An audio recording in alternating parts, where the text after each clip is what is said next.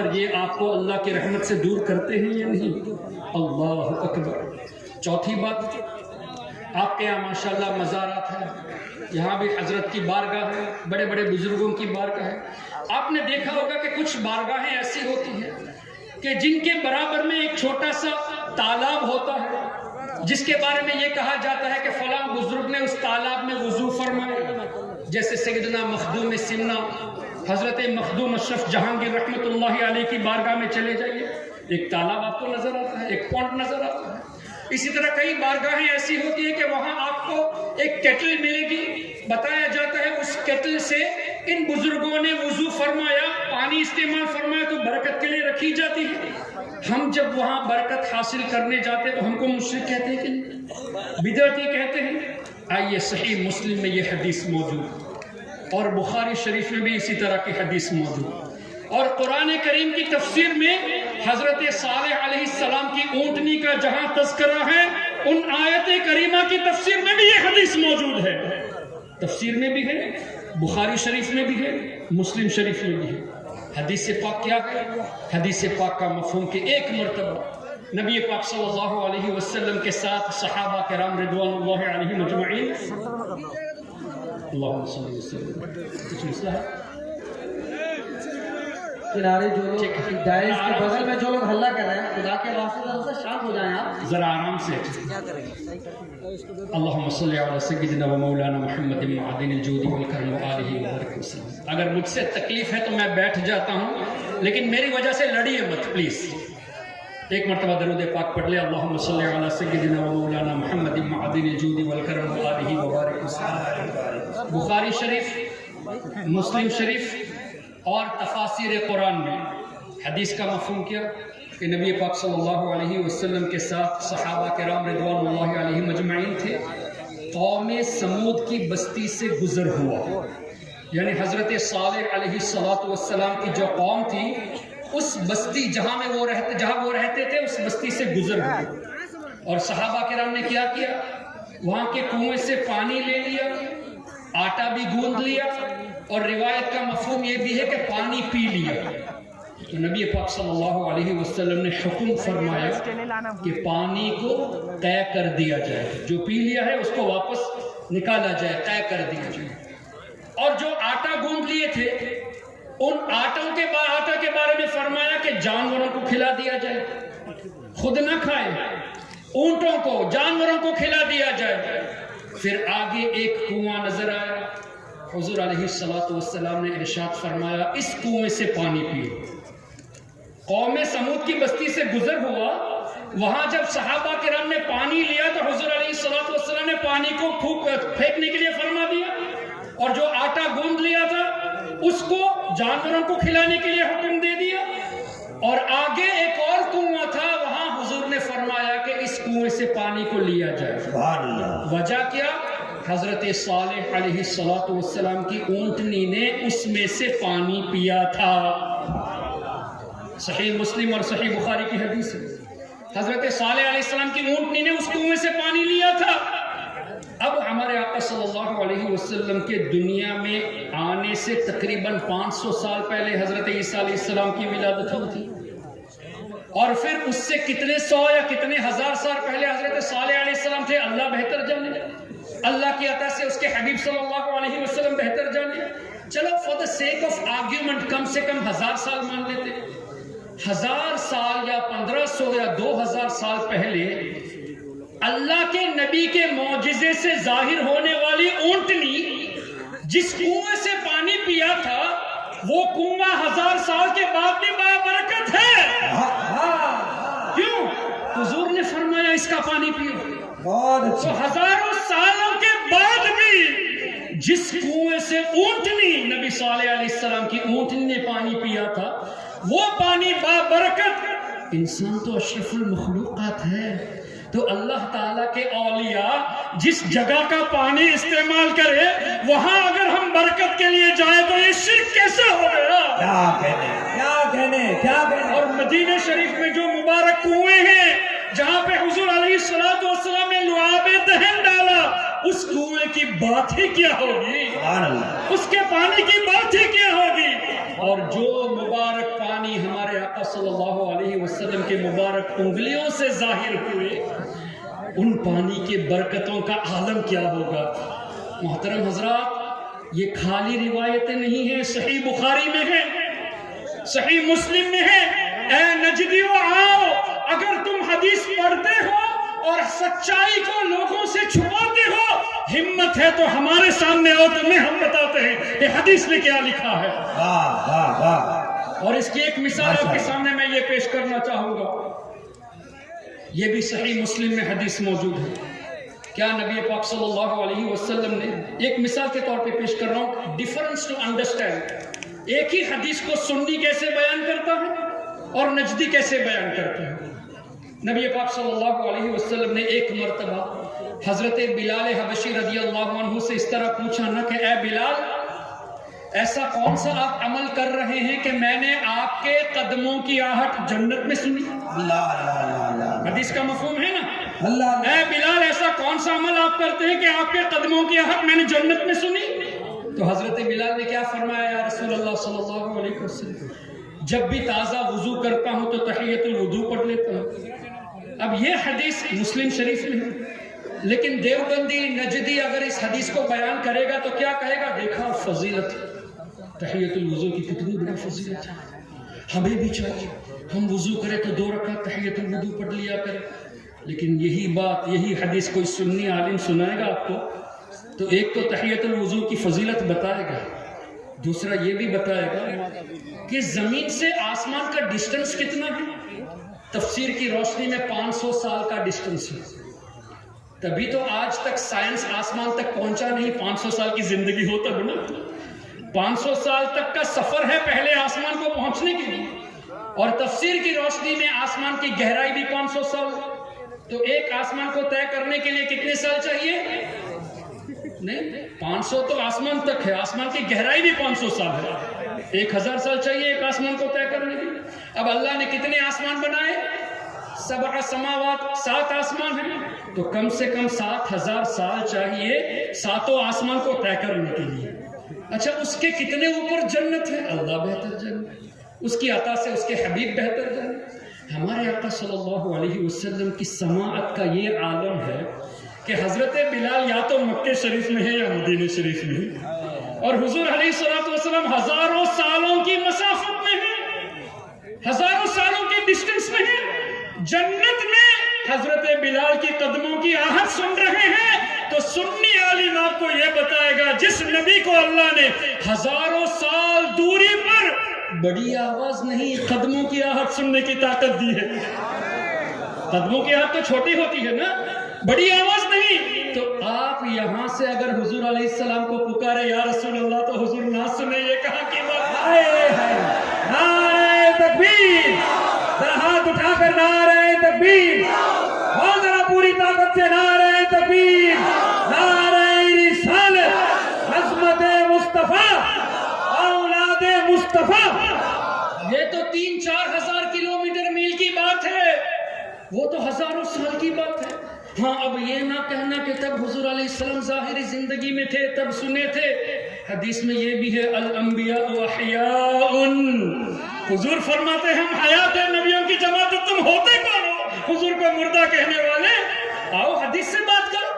تفسیر سے تمہیں چڑ ہے، اعلیٰ حضرت سے چڑ ہے، امام سیوطی سے چڑ ہے، مجدد الفسانی سے چڑ ہے، چلو ڈائریکٹ حدیث ہی سے بات کرتے ہیں، ڈائریکٹ قرآن ہی سے بات کرتے ہیں۔ ہمت ہے تو سامنے آ جاؤ۔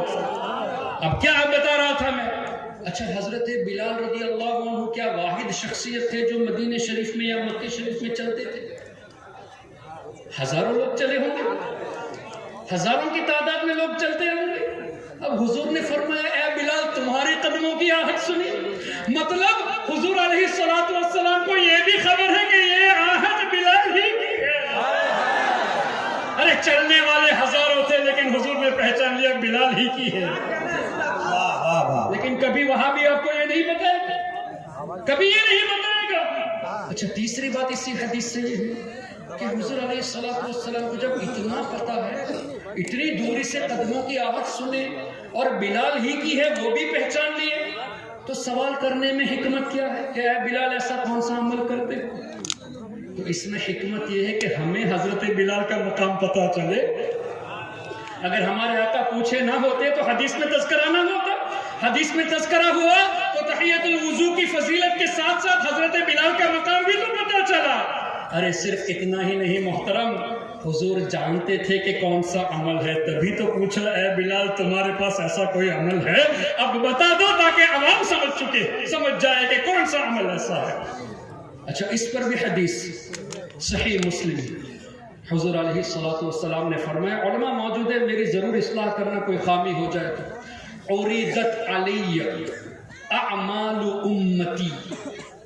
دیکھیں میں دوبارہ ریپیٹ کرتا ہوں، عریضت علی عمل امتی کا تذکرہ نہیں ہے. میرے کسی امت کا ایک عمل میرے سامنے پیش کیا گیا یہ نہیں ہے. عریضت علی اعمال امتی، میری امت کے تمام اعمال میرے سامنے پیش کیے گئے. ماضی کا صیغہ ہے نا عریضت، پاسٹ ٹینس، یعنی ہمارے آقا آج ہمارا اس علاقے میں جمع ہونا 1400 سال پہلے دیکھ لیا ہے. سبحان اللہ. یہ بھی ہمارا عمل ہے نا.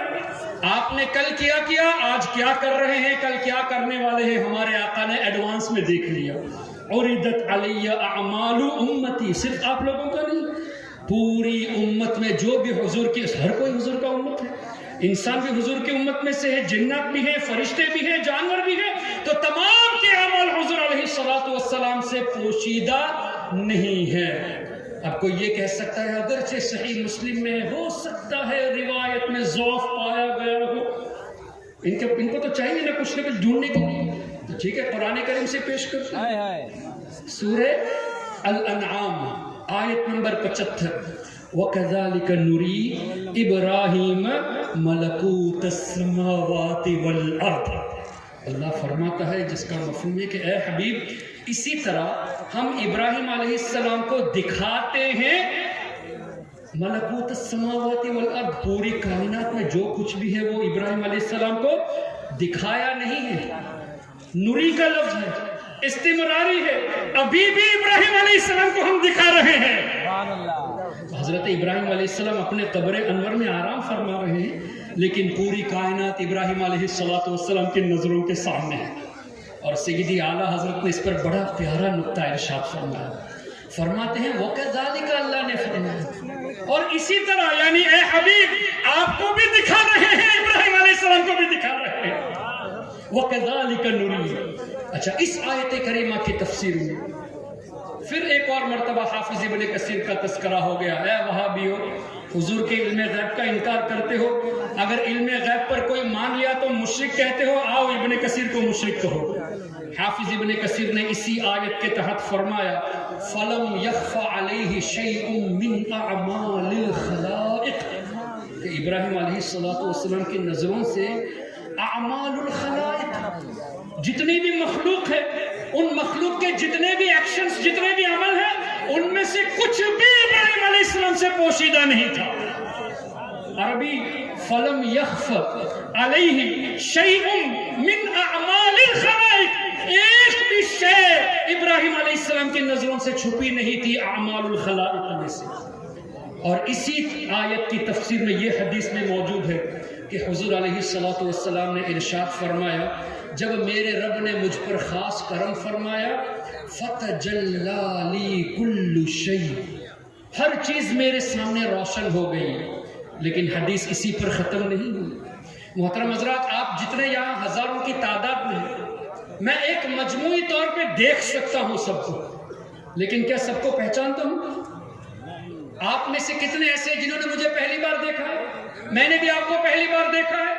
آگے کیا ہے، آپ کا نام کیا ہے مجھے نہیں معلوم، پیچھے والوں کا نام نہیں معلوم. اگر نام معلوم بھی ہو جائے تو ذات نہیں معلوم، کیفیت نہیں معلوم، آپ کے ارادے نہیں معلوم. میں جانتا ہوں نہیں، پہچان، یعنی دیکھ رہا ہوں، جان نہیں رہا، دیکھ رہا ہوں، پہچانتا نہیں. حضور علیہ السلام نے فرمایا فَتَجَلَّى لِي كُلُّ شَيْءٍ، ہر چیز میرے سامنے روشن ہو گئی. وَعَرَفْتُ، اور میں نے پوری کائنات کی ہر چیز کو پہچان لیا. حضور نے صرف دیکھا نہیں، وَعَرَفْتُ کا لفظ حدیث میں ہے، میں نے سب کو پہچان بھی لیا. اللہ اکبر. کیا پتا چلا کائنات میں کوئی بھی ایسی چیز نہیں جو ہمارے آقا کی نظروں سے اوجل ہو. تبھی تو اعلیٰ حضرت نے فرمایا سر عرش پر ہے تیری گزر، سر عرش پر ہے تیری گزر، دل فرش پر ہے تیری نظر، ملکوت و ملک میں کوئی شے نہیں وہ جو تجھ پہ آیا نہیں. اب مجھے بتائیے یہ قرآن اور حدیث کی روشنی میں ہوا کہ نہیں کہ پوری کائنات کی ایسی کوئی چیز نہیں جو حضور علیہ الصلوۃ والسلام کی نظروں سے چھپی ہو. اور کوئی غیب کیا تم سے نہا ہو بھلا، ارے جب نہ خدا ہی چھپا تم پہ کروڑوں درود. بہت اچھا، بہت اچھا. تو میں یہ عرض کر رہا تھا کہ سنی اگر کوئی حدیث بیان کرتا ہے تو حدیث میں ہمارے آقا کی شان، صحابہ اہل بیت کی شان، اولیاء کی شان اور عقائد کے نکات بھی بتاتا ہے. یہی حدیث نجدی بیان کرتا ہے تو اسی موضوع پر اپنی نفسانی خواہشات کی وجہ سے اسی پر اکتفا کر کے عقائد کی کوئی بات بھی نہیں بتاتا. This is why we are to be away from the followers of Wahhabism. ہمیں ان لوگوں سے دور رہنے کی ضرورت ہے. یہ حدیث میں نے کب بتائی؟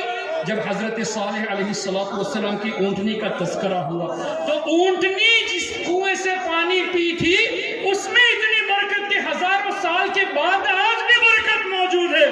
تو جس کنویں میں نبی پاک صلی اللہ علیہ وسلم نے اپنا لعاب دہن ڈالا، جس کنویں سے اولیاء کرام نے پانی استعمال کیا، اس پانی میں کیا برکتیں نہیں ہوگی؟ اور حضور علیہ السلام کی مبارک انگلیوں سے جو پانی جاری ہوا اس پر تو محدثون نے فرما ہی دیا کہ یہ پانی زمزم سے بھی افضل ہے. کیوں؟ آب زمزم حضرت اسماعیل علیہ السلام کے قدموں کی برکت سے ہے اور یہ پانی حضور علیہ السلام کی مبارک انگلیوں سے نسبت رکھتی ہے.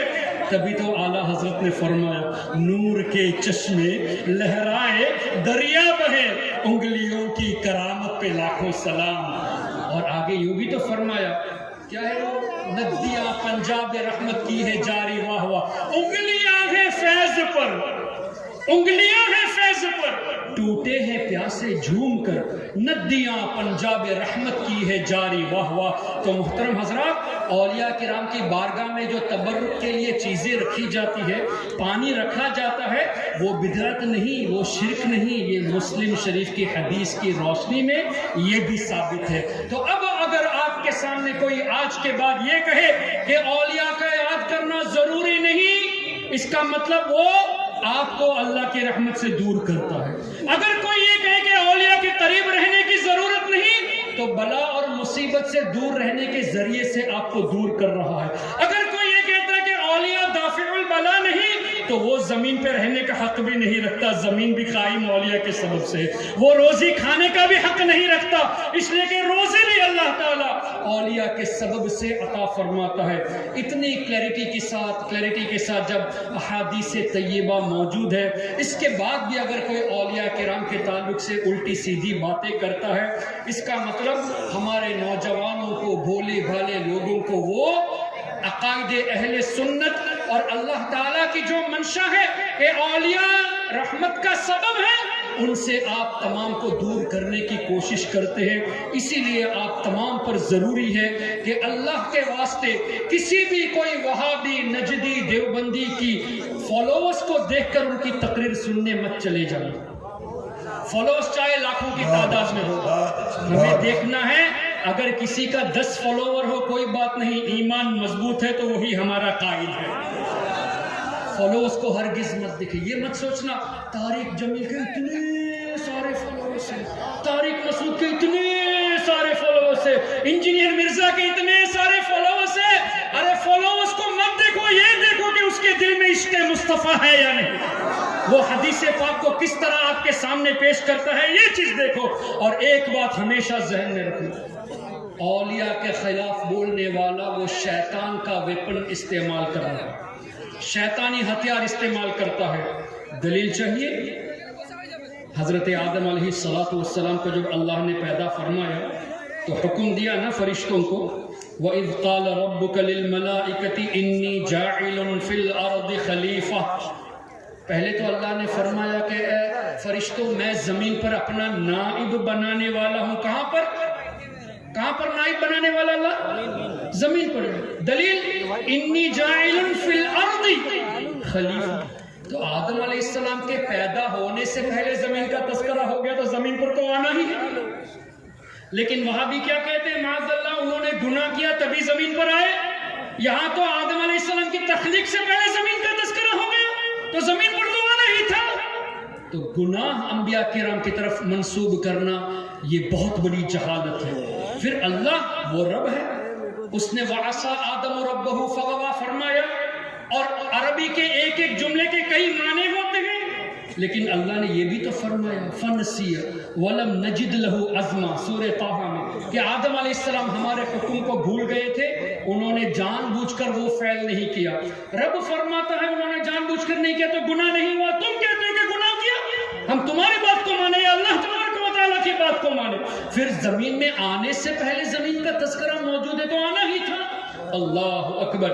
پھر اللہ نے کیا فرمایا وَإِذْ قُلْنَا لِلْمَلَائِكَةِ اسْجُدُوا لِآدَمَ فَسَجَدُوا إِلَّا إِبْلِيسَ, تمام فرشتوں نے آدم علیہ السلام کو سجدہ تعظیمی کیا سوائے کس نے نہیں کیا سجدہ؟ کیا وہ فرشتہ تھا؟ تو حکم تو فرشتوں کو ہے. فَسَجَدَ الْمَلَائِكَةُ كُلُّهُمْ أَجْمَعُونَ إِلَّا إِبْلِيسَ, تو ابلیس کا تذکرہ کیوں ہوا؟ تو مفسرون فرماتے ہیں ابلیس فرشتہ نہیں ہے, لیکن چونکہ فرشتوں کے ساتھ گھل مل کے رہتا تھا, فرشتوں کو پڑھاتا بھی تھا, اس لیے اس حکم کے زمرے میں ابلیس بھی شامل ہو گیا تھا. اب ابلیس نے کیا کہا یا اللہ میں کیوں سجدہ کروں گا, خلقتنی من نار وخلقتہ من طین, تو نے مجھے آگ سے پیدا کیا اور آدم علیہ السلام کو مٹی سے, انا خیر من, میں ان سے بہتر ہوں. اور یہی قاسم نانوتوی نے تہذیب الناس میں لکھا کہ امتی کبھی کبھی عمل میں نبی کے برابر ہو جاتا ہے, کبھی نبی سے بڑھ جاتا ہے. تو یہ قاسم نانوتوی کو ذہن دینے والا ابلیس ہے. انا خیر من, نبی سے بہتر کہنا یہ ابلیس کا قول ہے. اور یہی بات قاسم نانوتوی نے تہذیب الناس میں لکھی کہ امتی کبھی کبھی عمل میں نبی سے بھی بڑھ جاتا ہے معاذ اللہ رب العالمین. لیکن انفارچونیٹلی آج بھی تہذیب الناس چھپ رہی ہے. براہین قاطعہ جس میں خلیل احمد امبیٹوی نے لکھا کہ حضور علیہ السلام کے علم سے زیادہ تو اللہ نے شیطان کو علم دیا ہے, اور یہ بھی لکھا کہ حضور کا علم ثابت کرنے جاؤ گے تو یہ ایمان کا حصہ نہیں بلکہ شرک ہے. عجیب سی بات ہے, حضور کا علم ثابت کرنا یہ شرک اگر ہے تو شیطان کا علم ثابت کرنا بھی تو شرک ہوا. لیکن یہ لکھا کہ شیطان کا علم ثابت ہے, حضور کا علم ثابت کرنا شرک ہے. اس کا مطلب شیطان کو اللہ کے برابر کر دیا, غیر شرک ہے. اللہ کے ساتھ ایسوسیشن کرنا ہوا تو حضور کو علم غیب ثابت کرنا شرک ہے, تو شیطان کے تعلق سے بھی شرک ہونا چاہیے. لیکن ان کی جہالت دیکھیں, آج بھی وہ کتاب چھپ رہی ہے. اسی طرح رشید احمد گنگوہی نے فتاوی رشیدیہ میں لکھا کہ معاذ اللہ ہمارا رب جھوٹ بول سکتا ہے. معاذ اللہ. یہ کتاب آج بھی چھپ رہی ہے. محترم حضرات, کتنی عجیب سی بات ہے. عرب علماء کے درمیان جب دیوبندی جاتا ہے تو المحند پیش کر کے کہتا ہے ہمارے عقائد تو وہی ہے جو آپ کے عقائد ہیں. لیکن ہندوستان, بنگلہ دیش اور دیگر ممالک میں آ کر یہ کہتا ہے کہ اسی کتابوں کو جو ان کے بزرگوں نے لکھا, تہذیب الناس, حفظ الایمان, براہین قاطعہ, فتاوی رشیدیہ, انہی کتابوں کو عام کر رہے ہیں. عرب علماء کے درمیان سنی بنتے ہیں. المحند کتاب کو دکھا کر کے ہمارے عقائد وہی ہے, تو دیوبندی منافق ہوتے ہیں. ظاہر منافق ہوتے ہیں. یہاں ایک بات, وہاں ایک بات, وہاں اپنے کو سنی پیش کرتے ہو اور یہاں تمہاری وہی کتابیں چھپ رہی ہیں. الحمدللہ سنیوں کے اندر منافقت چیز نہیں ہے. غلام رضا جو بھی ہوتا ہے سامنے بول دیتا ہے. اللہ اکبر. تو میں یہ عرض کر رہا تھا, ابلیس نے کہا انا خیر من, میں آدم سے بہتر ہوں. اللہ نے کیا فرمایا, اخرج, نکل جا جنت سے. وَإِنَّ عَلَيْكَ لَعْنَتِي إِلَى يَوْمِ الدِّينِ, اے ابلیس قیامت تک تمہارے اوپر میری لعنت ہے. پھر ابلیس نے ایک عرضی پیش کی. اب یہ مت کہنا کہ دعا قبول ہو گئی.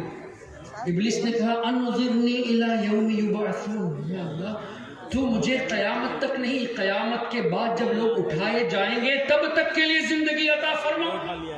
دعا قبول ہوئی ہوتی تو تب تک کے لیے زندہ رہتا نا.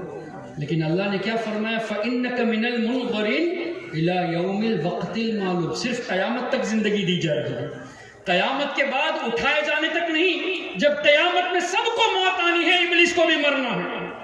اب ابلیس نے کہا فَبِعِزَّتِكَ، اے اللہ تیری عزت کی قسم، لَأُغْوِيَنَّهُمْ أَجْمَعِينَ، میں تمام لوگوں کو اے اللہ گمراہ کروں گا، إِلَّا عِبَادَكَ مِنْهُمُ الْمُخْلَصِينَ، مگر اے اللہ تیرے نیک بندوں کو میں گمراہ نہیں کر سکتا۔ ابلیس جو لوگوں کو گمراہ کرنے والا ہے وہ اس بات کا اعتراف کرتا ہے کہ اے اللہ تیرے اولیاء کو گمراہ نہیں کر سکتا، اور اللہ نے جواب میں کیا ارشاد فرمایا، ان عبادی لیس لک علیہم سلطان، بے شک اے ابلیس میرے جو نیک بندے ہیں وہ میری حفاظت میں ہیں، تمہارا ان کے اوپر داؤ نہیں چلے گا۔ اب یہ کنفرم ہو گیا کہ اولیاء کرام اللہ تعالیٰ کے فضل سے محفوظ ہیں، پروٹیکٹڈ ہے۔ اب ہمیں ہمارا ایمان بچانا ہے تو ہم عام کامن لوگوں کی طرف راغب ہو یا ان لوگوں کی طرف راغب ہو جن کو اللہ نے حفاظت میں رکھا ہے۔ تو ہمارا ایمان ہم کو بچانا ہے تو اولیاء کرام سے نسبت رکھنا ضروری ہے۔ یہ بھی قرآن کریم سے یا ایھا الذین آمنوا اتقوا اللہ وکونوا مع الصادقین، اے ایمان والو اللہ سے ڈرو اور سچوں کے ساتھ ہو جاؤ۔ تو کیا پتہ چلا ایمان کو بچانا ہے تو اولیاء کرام کے ساتھ رہو۔ اب ان کا ایمان ہی نہیں ہے اسی لیے تو اولیاء سے دور کرتے ہیں، تو اب اولیاء کرام سے دور کرنا ہی ایمان کی سیکیورٹی کو لوز کرنے کا ذریعہ ہے۔ اولیاء کرام ایمان کے لیے سیکیورٹی ہے، حفاظت ہے، تو اولیاء سے دور کریں گے تبھی وہ سیکیورٹی لوز ہوگی تو آسانی سے ایمان لوٹ لے گا۔ یہی وجہ ہے سب سے پہلے جو وار ہوتی ہے وہابیوں کی طرف سے وہ ہوتی ہے کہ مزارات پہ جانے کی ضرورت کیا ہے، نیاز کرنے کی ضرورت کیا ہے، بزرگوں کے وسیلے کی ضرورت کیا ہے۔ اس طرح کی باتیں ذہن میں ڈال کر اولیاء سے رفتہ رفتہ دور کرتے ہیں۔ جب دور کریں گے تو ایمان لوز ہو جائے گا، جب ایمان کی سیکیورٹی لوز ہو جائے گی تو ایمان آسانی سے شیطان لوٹ لے گا۔ تو ان کی چال پر ہرگز نہیں آنا، ہمارے بزرگوں کے سائے میں رہو۔ اللہ تبارک و تعالی آپ سب کو اور ہم سب کو نبی پاک صلی اللہ علیہ وسلم کی سچی اور پکی محبت نصیب فرمائے۔ اللہ اپنے نیک بندوں کے سائے میں ہمیں ہمیشہ رکھے، صرف دنیا میں نہیں آخرت میں بھی نیک بندوں کے سائے میں رکھے۔ یہ بھی قرآن سے ہے۔ حضرت یوسف علیہ السلام کی دعا ہماری تعلیم کے لیے، توفنی مسلمہ والحقنی بالصالحین۔ اللہ کا نبی ہمیشہ نبی ہوتا ہے، قبر میں بھی نبی، جنت میں بھی نبی، تو ایمان ہی پر تو دنیا سے جائیں گے بلکہ ان کے صدقے میں ہمیں ایمان نصیب ہوتا ہے۔ لیکن حضرت یوسف علیہ السلام نے ایمان پر موت کی دعا کر کے ہمیں تعلیم دی کہ ہر وقت ایمان کی حفاظت کے لیے دعا کرنا۔ اور نبی سے بڑھ کر صالح کون ہے؟ لیکن فرمایا وَأَلْحِقْنِي بِالصَّالِحِينَ، یا اللہ صالحین سے ملا دے۔ ہمارے لیے تعلیم ہے کہ ہمیشہ صالحین کے ساتھ رہنے کی دعا کرنی چاہیے۔ یہی وجہ ہے کہ جب کبھی آپ دعا کریں کہ یا اللہ میری بخشش فرما، یا اللہ مجھے روزی عطا فرما، میرے بچوں کو صحت عطا فرما، والدین کو صحت عطا فرما، ساتھ میں یہ بھی دعا کرنا کہ یا اللہ ایمان والی موت نصیب فرما، نیک بندوں کے ساتھ ملا دے۔ تو اللہ سے دعا ہے کہ ان بزرگوں کے صدقے میں ہم سب کو اللہ تعالیٰ ایمان ہمارا مضبوط فرما دے۔ اور میری ایک یہ بھی دعا ہے، آپ سب بھی آمین کہہ دے، اللہ تعالیٰ ہمیں ایمان والی زندگی، ایمان والی موت اور موت کے وقت سرکار غوث اعظم کا دیدار نصیب فرمائے۔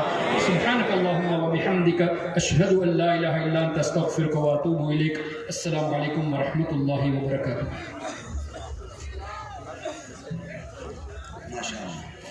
حیدر کا لال فاطمہ زہرا کا نین ہے، یعنی رسول پاک کی آنکھوں کا چین ہے۔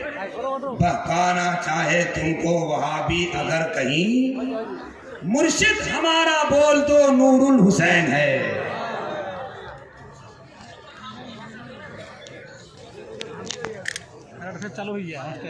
بہکانا چاہے کوئی وہابی تمہیں اگر